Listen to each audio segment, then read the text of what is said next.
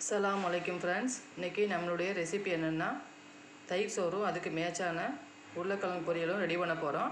இந்த வீடியோவை கடைசி வரைக்கும் ஸ்கிப் பண்ணாமல் பாருங்கள். வாங்க எப்படி ரெடி பண்ணலாங்கிறத பார்க்கலாம். தயிர் சோறுக்கு சோறு ரெடி பண்ணி வச்சுக்கிட்டேன். எப்போவுமே சாப்பாடு தயிர் சாப்பாடு நீங்கள் செய்கிறா இருந்தால் குக்கரில் வச்சுக்கோங்க. அப்போத்தே நம்ம நல்லா மசிச்சு விட்றதுக்கு நல்லா ஈஸியாக இருக்கும். இப்படி சூட்டோடவே எடுத்து மசிச்சு விட்டுருங்க. ஆறிடுச்சுன்னா நம்ம மசிச்சு விட முடியாது. நல்லா ரொம்ப மசிக்காமல் ஓரளவுக்கு நல்லா கரண்டி விட்டு நல்லா மசிச்சுக்கோங்க.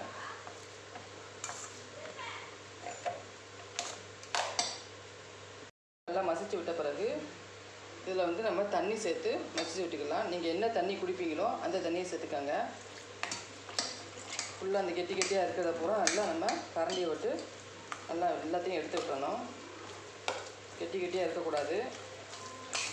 நம்ம தயிர் சாப்பாட்டுக்கு எவ்வளோ மசிச்சு வைக்கிறோமோ அது நல்ல டேஸ்ட்டாக இருக்கும்.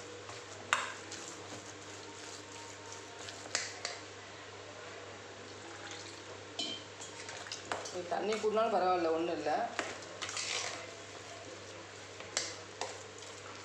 இந்த கெட்டி கெட்டியாக இருக்காமல் எல்லாத்தையும் நல்லா கெட்டிய அப்புறம் நல்லா உடச்சி விட்டுறணும்.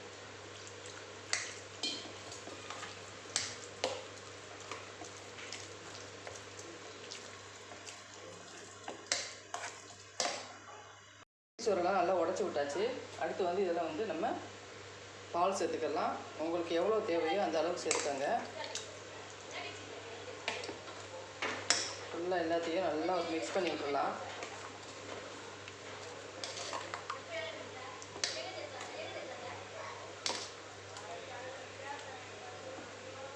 பால் விட்டு நல்லா மிக்ஸ் பண்ணி விட்ட பிறகு நம்ம இதில் தயிர் சேர்த்துக்கலாம். நான் எல்லா தயிருமே சேர்க்க போகிறேன்.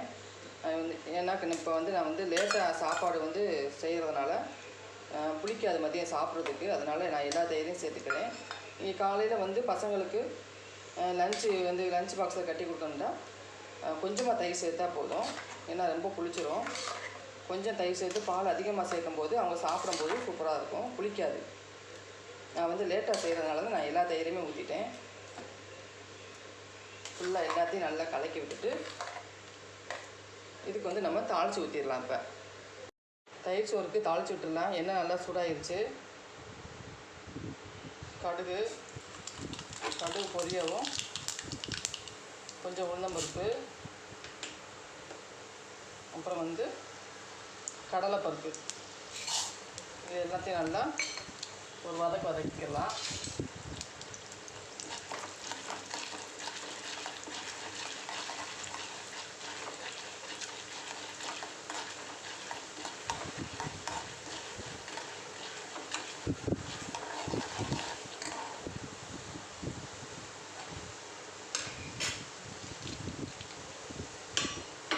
மிளகாவத்தை ஒரு 4 மிளகாவத்தில் கிள்ளி எடுத்துருக்கேன். இதையும் இதில் சேர்த்துடலாம். அப்புறம் ஒரு சின்ன துண்டு இஞ்சியை இந்த மாதிரி பொடிசாக கட் பண்ணிக்கோங்க. இதையும் இதில் சேர்த்துடலாம். அடுத்து கருவேப்பிலை. நான் கருவேப்பிலை சேர்க்கலை, முருங்கை சேர்க்க போகிறேன். கருவேப்பிலை இருந்தால் கருவேப்பிலை சேர்த்துக்கோங்க, இல்லாட்டி முருங்கை சேர்த்துக்கோங்க. நான் இன்னைக்கு முருங்கை தான் சேர்க்க போகிறேன். இப்போ ஆஃப் பண்ணிவிட்டு நம்ம சாப்பாட்டோட இதை சேர்த்துடலாம். தாளிப்பை நல்லா மிக்ஸ் பண்ணி விட்டுடலாம். இந்த மாதிரி தயிர் சோறு செஞ்சோம்னா ரொம்பவே சூப்பராக இருக்கும். நம்ம பசங்களுக்கு லஞ்ச் பாக்ஸில் கட்டி கொடுக்கும்போது அவங்க சாப்பிட்றதுக்கு புளிப்பாக இருக்காது, நல்லா டேஸ்ட்டாக இருக்கும். நல்லா விரும்பி சாப்பிடுவாங்க. இதுக்கு நம்ம தொட்டுக்கிறதுக்கு உருளைக்கிழங்க பொரிச்சிடலாம். இப்போ தயிர் சோறு ரெடி ஆயிடுச்சு. எண்ணெய் நல்லா சூடாயிடுச்சு. கொஞ்சம் கடுகு சேர்த்துக்குவோம்.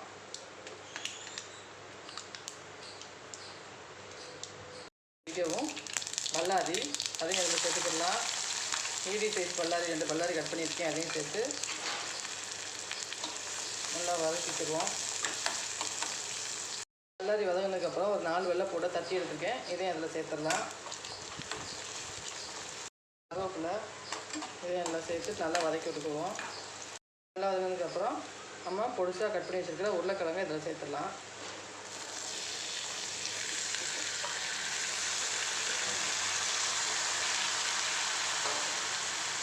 எல்லாத்தையும் நல்லா ஒரு மிக்ஸ் பண்ணி வச்சுட்டு அடுத்து காரத்துக்கு தகுந்த மாதிரி மிளகாத்தூள் 1 ஸ்பூனு, அப்புறம் மஞ்சள்தூள் 1/4 ஸ்பூன். இது எல்லாத்தையும் நல்லா எண்ணெயிலேயும் தண்ணி விடாமல் நல்லா வதக்கி விட்டுக்கிட்டே இருக்கணும். ஒரு 2 நிமிஷம் நல்லா வதக்கினா போதும். நல்லா வதங்கினதுக்கப்புறம் நமக்கு தேவையான அளவு தண்ணி சேர்த்துடலாம்.